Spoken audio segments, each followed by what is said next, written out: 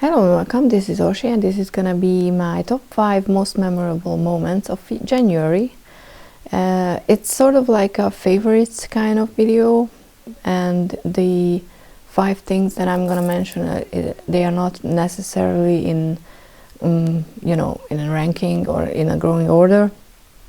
For example, the 5th is gonna be the 5th is not gonna be the last memorable moment. It's just something that I chose to be the 5th, so in case people just watch a portion of the video, they will still see it. But the first one is definitely the most memorable, and I didn't just include objects or tarot into this one, because they are not just my life doesn't just include tarot stuff. I wish I could do a typical kind of favorites video, because I really like watching them, but I don't do anything continuously, so here we are. So let's start with the 5th one, which is a Christmas birthday present, sort of kind of a thing that I got from a friend, and I'm gonna leave his Instagram handle down below if you would like to ask him to make you one. Oh, okay, can you see that? This is my little, not bag, but holder for my oak, ash and thorn, because when I got the deck I was like, I don't need the box because I'm gonna keep it in a bag. But ever since I realized that I have too much cards, and I can't keep them all in bags, because that way I don't have space to store them. So I went back to putting them back in the boxes, but the oak, ash and thorn doesn't have one, and he made me one from leather. I keep the paper inside because I don't want it to, I don't know if it would lose the shape or something like that. And it's a brown and a green. I didn't tell him anything, what I wanted, just the shape, and I showed him the cards, and it has ODT, like Tarot, so that's my name, and the cards fit rather nicely in it. Let me show you. So this is when it's the cards are full, and there are 2 patents, or whatever it's called in English, on each side, so it's both secure and sturdy, and it just looks really special. So yeah, if you would like to have something like this, you can reach out, and I'm sure if people ask, he'll do something. But I think it's really cool. So yeah, that's definitely on my list. The next one is a tarot you haven't seen on my channel, but I already filmed a walkthrough, and it was guided for me to find it. This is the Little Prince Tarot, and I'm not going to show you a lot of cards, because like I said, I already filmed a walkthrough, and it's coming at some point. But I really enjoy the art. It has layers in ways that we like our sorry, it's in the morning but it's snowing. Our cards, like this, for example, this was the card that decided for me to get the deck. This is the Lovers card, and I usually don't really care for Lovers card. I mean, they are not deciding factors for me in getting a deck, but when I watched the walkthrough, I reached the Lovers, and I was like, that's the perfect Lovers card. And I didn't watch the walkthrough anymore, and then just got the deck the first chance I had.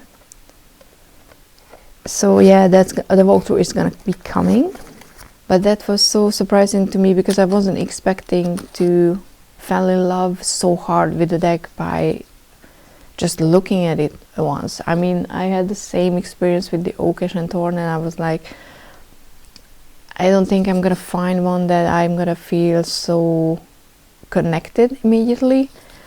And I'm not even the biggest Little Prince fan. I downloaded the book, so I'm gonna reread it because I don't really even remember. But this deck is so well made that it's definitely a memorable moment. Okay, and then the third one is, I don't even know if it's a good or bad. There is no connotation in front of this one. It's the thing that or the moment when I just kind of felt like that I'm gonna be switching from offering free readings to opening up my Etsy shop again and offering readings for, offering paid readings. And it wasn't a moment when I was like, yeah, I can ask money for it now, I'm worth it. It was nothing like that. It's just I felt like the next step I'm supposed to take. I don't really understand. Maybe no one will book a reading with me like that. I don't really know why, but it's just, that feeling when you have to do something. So the readings is my number 3, not because I am fishing for people to, read for here, but to just include that it was definitely a moment, and I want to remember because it was such a sure moment for me that I don't often experience something like that, when you're absolutely certain you have to do something now. And for me to switch to that, it was like that, because I tried to do that earlier, a few months back, but when I sat down and started, going through pictures and options and filling out Etsy required stuff, it just felt so wrong that I stopped. And now it didn't. So yeah, I don't know why, but it happened. So we'll see. Maybe I will have a moment a few months later that it didn't work. Who the hell knows? I don't know. I'm gonna put my resin coasters as well up there. So. And I want to do rune sets, because where is my rune? I haven't made my set yet. I hope you can see. I used this in Pick a Garden readings, and this was just a test rune, but I really like the way it turned out. It's a piece of wood, but it's covered with resin, and I painted it with my favorite paint, a metallic copper paint, and it just feels nice in the hand. So I'm hoping that I have enough for 2 sets, and one for myself and one for the shop, but we'll see. So I want to incorporate the 2 things that I really like to do, resin and tarot, into something, but unfortunately I can't just give everything for free because materials are expensive. So it would be cool if I can just make enough sales for me to be able to cover the materials. I mean, that's the basic I would like to get out of it. Okay, the second, look at me so fast. This is the part that's gonna take longer. The second one on the list is a book, actually. It's the, oh god, someone just pulled up their shades. It's Deborah Harkness's A Discovery of Witches. It's the All Soul trilogy's first book, and if you haven't read it, I highly recommend it. And if you want to skip ahead for the last one, I am gonna try to include timestamps so you can don't just skip ahead, and you're not gonna spoil you, because I have to talk about the book in more detail in order to explain why it is such a memorable book for me. First of all, it's I think from the title you can tell it's a fantasy book, and it's not a young adult. It just sounded so weird in my head, because we say YA in Hungarian, but that's not that. Whatever, it's a young adult book. It's not a young adult book because it has more mature way of showing and showing emotions. I mean, not to mention a few sex scenes, but young kids read much worse than that, so I don't think that's what it makes it not a young adult book. But why I really like this one is because I stopped reading romantic novels for a while because they were just kind of repetitive in a way and unrealistic, those that I read, or I just didn't feel like reading romantic stuff. I just wasn't in the mood. I'm usually a crime, sci-fi, thriller kind of book reader, and cozy mysteries. I'm going through my Agatha Christie series as well, but this one has that perfect balance between being a fantasy book, being about a relationship between a witch and a vampire, and being also a realistic enough love story that you don't feel like, oh yeah, sure, two beautiful people meet and they fall in love, boo-hoo, what a surprise. Obviously they were beautiful, one of them is a vampire and the other is a witch, and come on, have you heard about not beautiful people falling in love in this type of books? Of course not. But the writer brings up topics so well that would naturally come from such a relationship, because the vampire is, I think it's 1500 years old or something like that. So obviously he has a past, and that includes relationships and not just flings. He didn't just live his life until now and fell in love for the first time. So she has to deal with that as well, and all that comes from such a long lifetime and many lifetimes, that you don't know someone, you can't know someone just by spending time with them for a month or something, because obviously a lot is happening, so their relationship accelerates. And I'm already on the second book, and I really like the way that it switched from I accept you for being a vampire, which was a big deal for her, and the way it was displayed or showed, it was really good as well. But then they went into a much darker line of stories in the second one. Obviously, I mean, you can't just go up and up, you have to go down in order to go up again. And I was quite curious, like, how are they gonna manage this, what's happening to them in the second one, without their relationship changing so much that it's not anymore that big love story that was displayed in the first one. And the writer, she did it really well. I mean, I'm only on the half of the second book, but so far it's really good. So if you like love stories that won't make you just go like, oh yeah, I'll never find anything like that, and it's so unrealistic that you don't even want to,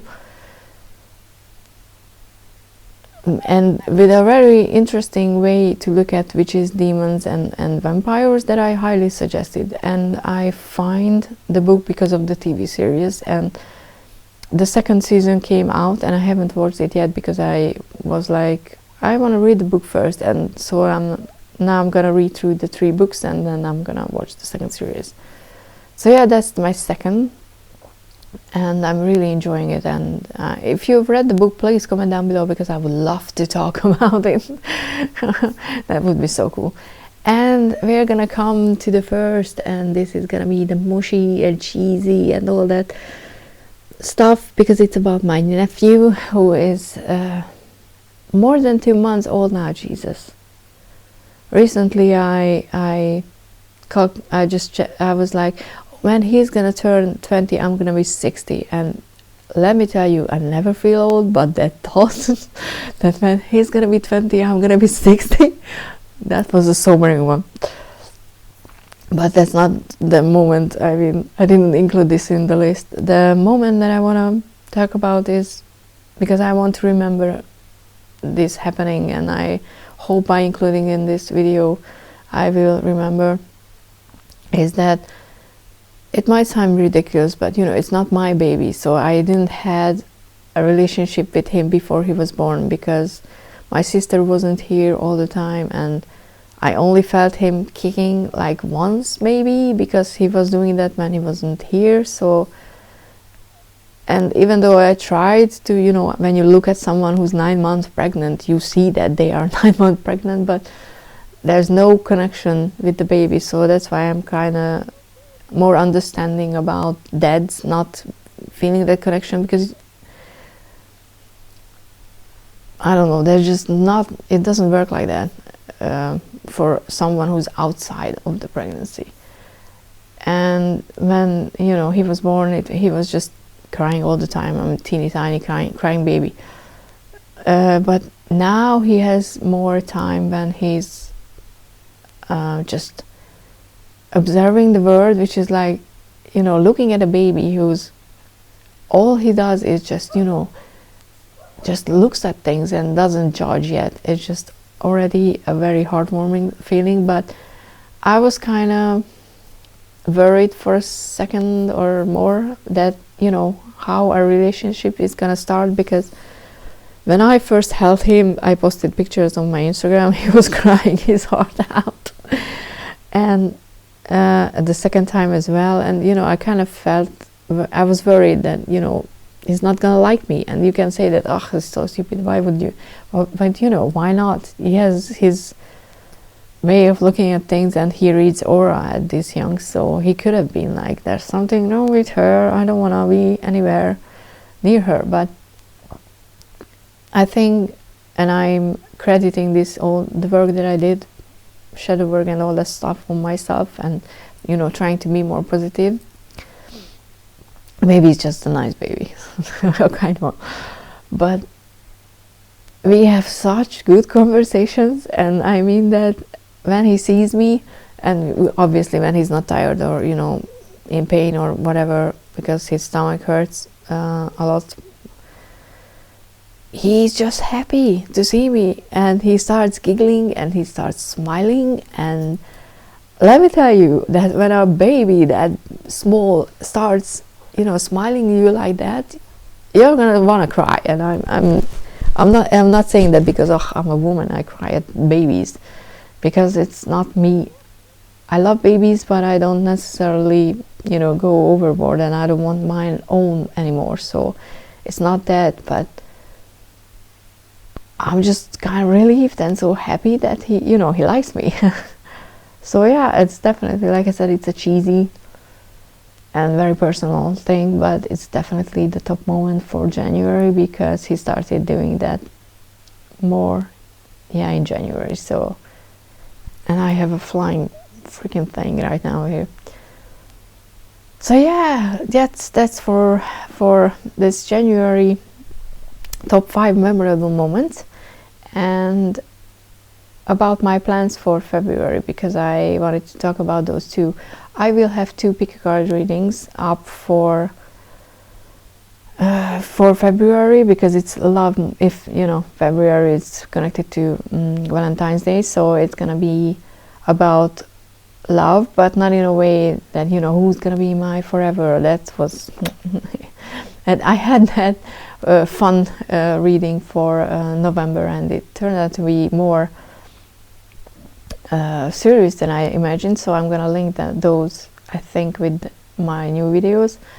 But we're gonna take a look into why you want to be in a relationship, and should you even be in a relationship, because I think those are more helpful than just who's gonna be my husband. I mean, those are fun. I love, you know, reading. I love watching them.